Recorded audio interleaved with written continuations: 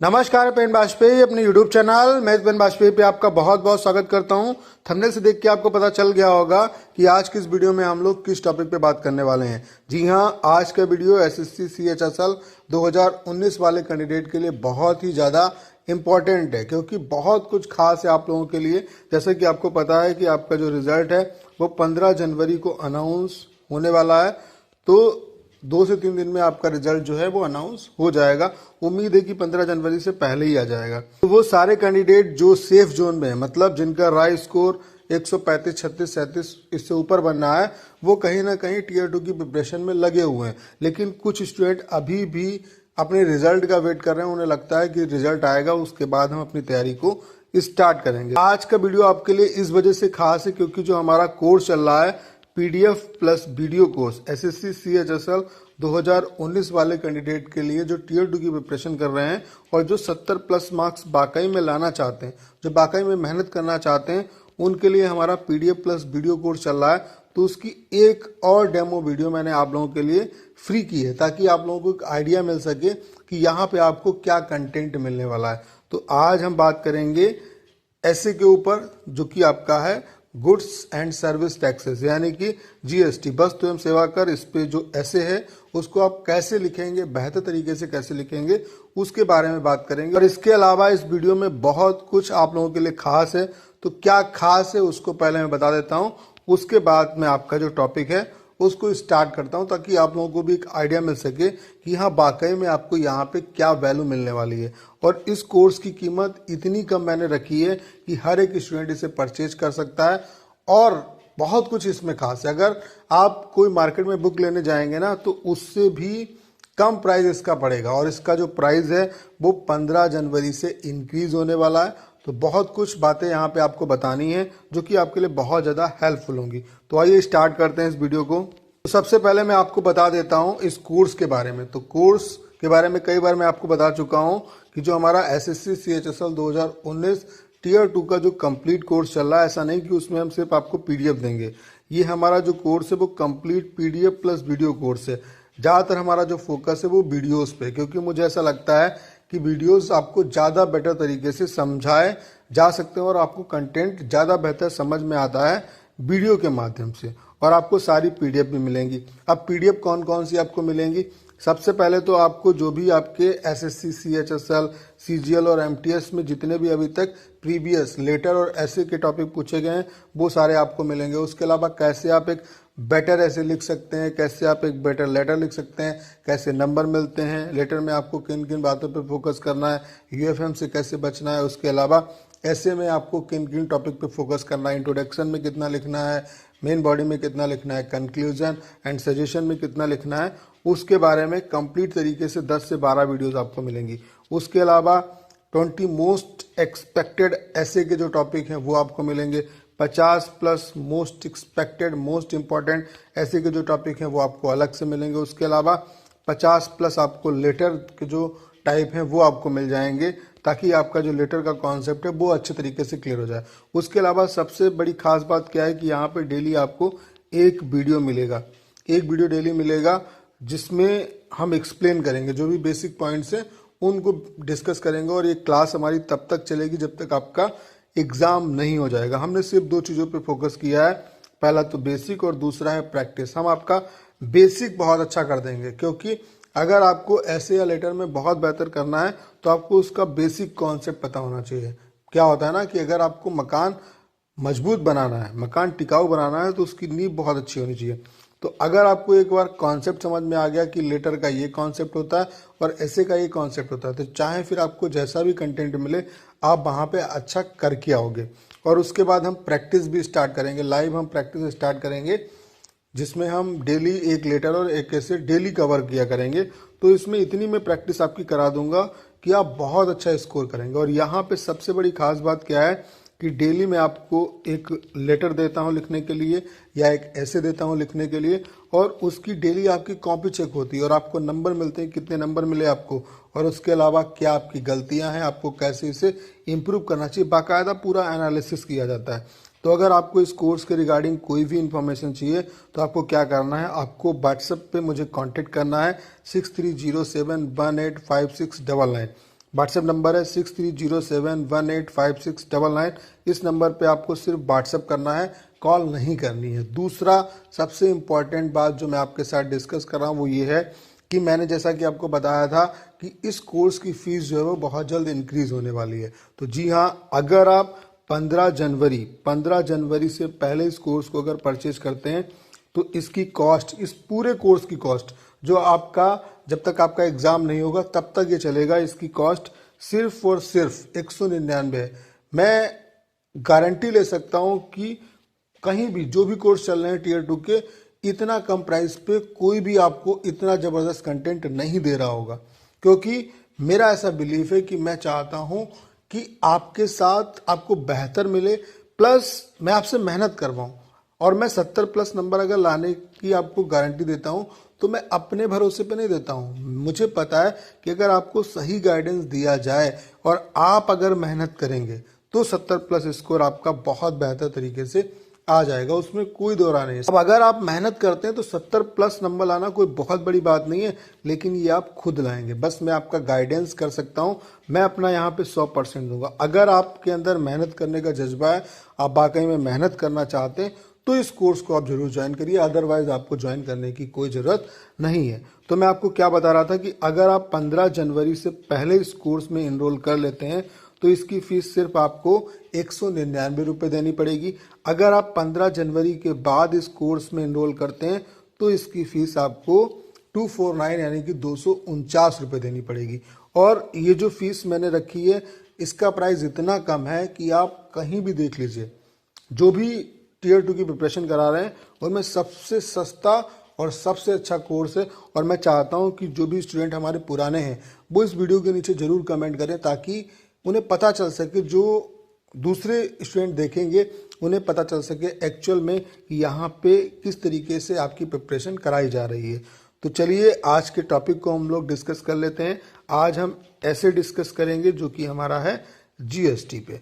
तो जो भी बच्चे इस कोर्स को परचेज करना चाहते हैं वो 15 जनवरी से पहले परचेज कर लें तो उनको फ़ायदा मिल जाएगा। अगर आप 15 जनवरी के बाद परचेज करते हैं तो इसके लिए आपको 249 यानी कि 249 रुपये देने पड़ेंगे। अगर आपको इस कोर्स के रिगार्डिंग कोई भी इंफॉर्मेशन चाहिए तो आपको क्या करना है, व्हाट्सअप करना है 6307185699। लेकिन आपको कॉल नहीं करनी है, सिर्फ आपको व्हाट्सएप पे मैसेज करना है और आपको सारी डिटेल दे दी जाएगी। चलिए स्टार्ट करते हैं क्लास को। नमस्कार, पेन बाजपेयी अपने इस कोर्स एसएससी CHSL 2019 में आपका बहुत बहुत स्वागत करता हूं। कल आपका टॉपिक जो मैंने आपको दिया था वो था जीएसटी यानी कि गुड्स एंड सर्विस टैक्सेस। तो इसको आपको कैसे लिखना है उसके बारे में थोड़ा सा ब्रीफली मैं आपको समझा देता हूं, एक आइडिया दूंगा यहाँ पे, ताकि आप इसे बेहतर तरीके से लिख पाओ। कई स्टूडेंट हैं जिन्होंने इसे लिख के सेंड किया, लेकिन अब भी ढेर सारे स्टूडेंट ऐसे हैं जो अब भी बिल्कुल निष्क्रिय हैं, कोई भी वो वर्क नहीं करते हैं। तो इससे आपको कोई रिजल्ट नहीं मिलेगा। इसमें फिर आप मेरी गलती मत दीजिएगा। अगर मैं आपको डेली एक ऐसे लिखवाता हूँ तो इसका रीज़न सिर्फ और सिर्फ इतना है, ताकि मैं चाहता हूँ कि आप लिखो। जब आप अल्टीमेटली लिखोगे तभी आपके अंदर स्किल आएगी। और लिखना इस वजह से ज़रूरी क्योंकि जब आप लिखोगे तो उससे पहले आप उसके बारे में रिसर्च करोगे, पढ़ोगे, तभी आप एक बेहतर रिजल्ट दे पाओगे। सबसे पहला जो गोल है, अगर आपको इस डिस्क्रिप्टिव के एग्जाम में सेलेक्ट होना है तो लिखने की आपके अंदर होनी चाहिए स्किल। आप डेली एक कम से कम आप लिखिए जरूर, क्योंकि जब आप लिखना स्टार्ट करेंगे तो धीरे धीरे फिर ये जो चीज़ें हैं इसमें आपको मज़ा आएगी। वैसे लिखना एक बोरिंग प्रोसेस है, आपका मन नहीं लगेगा शुरुआत में, लेकिन आप लिखने बैठिए और लिखिए, इसीलिए आपको ये टॉपिक दिए जाते हैं। तो जीएसटी पे आपको कैसे लिखना है, देखिए 3 चीज़ों पे आपको फोकस करना है। इसके बारे में पहले भी आपको समझा चुका हूँ कि इंट्रोडक्शन, मेन बॉडी और कंक्लूजन एंड सजेशन। तो इंट्रोडक्शन जो है आपका वो बहुत ही ज़बरदस्त होना चाहिए। आप ये सोच लीजिए कि 60 से 70 वर्ड में आप अपने इंट्रोडक्शन को रखिए। इसका पूरा जो सार है वो आप बता दीजिए, जो भी आपको इसके बारे में फैक्ट्स और जो भी रियल इन्फॉर्मेशन है वो आप इसमें दिखाइए, ताकि जो कॉपी आपकी चेक करेगा उसे आपके इंट्रोडक्शन से पता चल जाएगा कि हाँ आपको इस टॉपिक के बारे में नॉलेज है या नहीं है।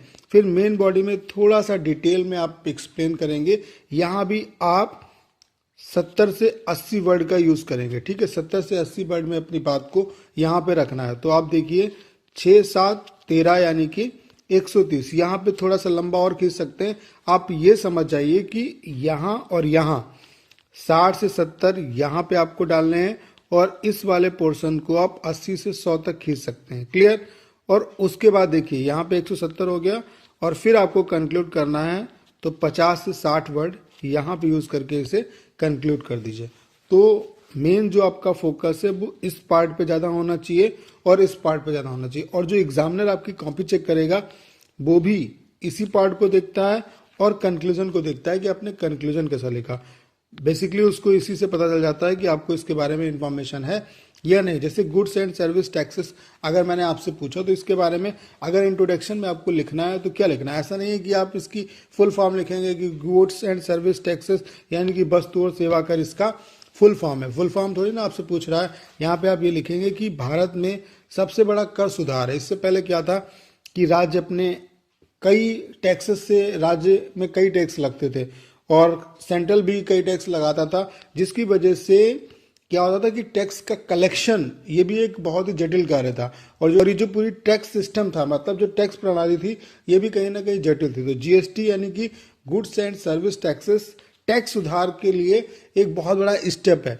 और कहीं ना कहीं ये हमारे राज्य हैं, ये इनका डेवलपमेंट तो होगा ही। यहाँ से ओवरऑल यहाँ पे क्या है कि हम जो बिजनेस है, जो बाहर से बिजनेस है, वो हम उसे मतलब बहुत ज़्यादा आकर्षित कर सकते हैं। जैसे कि बाहर की जो कंपनियां हैं वो अब हमारे तरफ ज़्यादा, क्योंकि क्या होता था कि जब हमारे यहाँ टैक्सेस का सिस्टम थोड़ा सा जटिल था, राज्य किसी पे कोई टैक्स लगा रहा है, किसी आर्टिकल पे कुछ और टैक्स लगा रहा है, तो क्या है कि कंपनियों को हर एक राज्य के हिसाब से अपनी पॉलिसीज बनानी पड़ती थी। तो ज़्यादातर कंपनियां भारत में आने निवेश करने के लिए थोड़ा सा उन्हें मतलब संकोच करती थी, इन्वेस्टमेंट नहीं करना चाहती थी। वो चीन या उनके पास कई और अदर ऑप्शन थे। लेकिन गुड्स एंड सर्विस टैक्सेस ने टैक्सेस के सिस्टम को बहुत ही ज़्यादा सरल बना दिया। उसके अलावा यहाँ पे क्या है कि जैसे कि मान लेते हैं एग्जाम्पल के लिए, जब यहाँ पे मैं पूरा आपको समझा रहा हूँ, आपको पूरा ब्रीफली लिखना है। जैसे कि मान लेते हैं फॉर एग्जाम्पल, जैसे कि गुजरात में मैन्युफैक्चरिंग हो रही है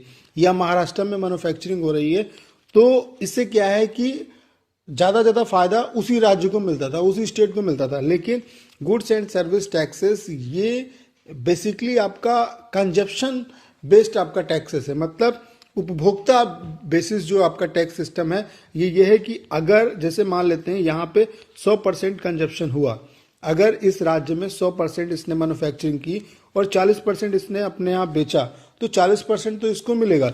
और फिर उसके अलावा 60% ये अलग अलग अगर राज्यों को दे रहा है या राज्यों से व्यापार कर रहा है, तो इसका जो पैसा है, इसका जो टैक्सेस है वो राज्य को मिलेगा। तो कहीं ना कहीं ओवरऑल डेवलपमेंट होगा, हर एक राज्य का डेवलपमेंट होगा। और इससे क्या है, जब डेवलपमेंट होगा तो हमारा देश आगे बढ़ेगा, इकोनॉमी आगे बढ़ेगी और सरकार के पास जो सरकार काम करवाती है उसका भी एक रिसोर्स जो होता है वो टैक्सेस से होता है। अगर सरकार को टैक्स नहीं मिलेंगे तो डेवलपमेंट के वर्क कहाँ से होंगे। तो एक सबसे बड़ा कर सुधार है। उसके अलावा किस संशोधन के थ्रू ये आया है, 101वां आर्टिकल, इसमें संशोधन करके इसको लाया गया है। उसके अलावा इसमें भी कई बच्चों ने गलतियां की हैं। अगर हम बात करें कि गुड्स एंड सर्विस टैक्सेस यानी कि जीएसटी का जो कॉन्सेप्ट था वो सबसे पहले 1954 में फ्रांस में आया, उसके बाद 1991 में कनाडा से आया। तो हमारा जो जीएसटी का कॉन्सेप्ट है वो कनाडा से कहीं ना कहीं इंट्रोड्यूस्ड है, कहीं ना कहीं उससे इन्फ्लुएंस्ड है, यानी कि प्रभावित है। उसके अलावा आप यहाँ पे ये बोल सकते थे कि ये सबसे बड़ा कर सुधार है। कब इसे इंट्रोड्यूस किया गया, अरुण जेटली जब वित्त मंत्री थे तो उन्होंने इसे इंट्रोड्यूस किया 1 जुलाई 2017 से ये लागू हो गया। उससे पहले अगर इसका इतिहास बताया जाए तो ये 2006 से 2007 के फेज में जब कांग्रेस की गवर्नमेंट थी तो उस समय इसका कॉन्सेप्ट आया था। जब उस समय के जो वित्त मंत्री थे पी चिदम्बरम साहब, तो उन्होंने इसे 1 अप्रैल 2010 से इसे इम्प्लीमेंट करने का अनाउंस किया था कि 1 अप्रैल 2010 से ये इम्प्लीमेंट हो जाएगा। लेकिन उस समय राज्य और सेंट्रल के बीच में थोड़ा सा कॉम्बिनेशन ना बन पाने की वजह से ये गुड्स एंड सर्विस टैक्सेस यानी कि जीएसटी अप्लाई नहीं हो पाया। तो फाइनली अरुण जेटली साहब ने 1 जुलाई 2017 को इसे इंट्रोड्यूस किया। तो इसके आने की वजह से क्या है कि जो तमाम तरीके के जैसे वेट था, उस पास शुल्क था, केंद्रीय उत्पाद शुल्क था, जो मनोरंजन कर, तमाम तरीके के जो कर थे उनको यहाँ पे क्या किया गया, एलिमिनेट कर दिया गया और यहाँ पे जीएसटी लाया गया। ठीक है। और उसके अलावा अगर हम बात करें कि जीएसटी में कितनी रेट्स हैं, किन किन स्लैब्स में से बांटा गया, उसको हम मेन बॉडी में डालेंगे। मेन जो हमारा बेसिक है वो यहाँ पे हम ये बता देंगे कि हमें ओवरऑल इसके बारे में इंफॉर्मेशन है या नहीं है। तो यहाँ पे सिर्फ हम ये बताएंगे कि सबसे बड़ा कर सुधार है और एक्चुअल में जो ये टैक्स है वो अप्रत्यक्ष कर है। डायरेक्ट टैक्स पे कोई फर्क नहीं पड़ा, डायरेक्ट टैक्स पे कोई फर्क नहीं पड़ा। डायरेक्ट टैक्स आपके जैसे कि इनकम टैक्स देते हैं आप, और जो भी डायरेक्ट टैक्स आपसे पड़ते हैं वो एज इट इज है। सिर्फ ये जो सुधार हुआ है, जो रिफॉर्म हुआ है, वो सिर्फ आपके इनडायरेक्ट टैक्सेस में हुआ है। उसके अलावा आप बता सकते हैं कि जीएसटी कितने टाइप के हैं।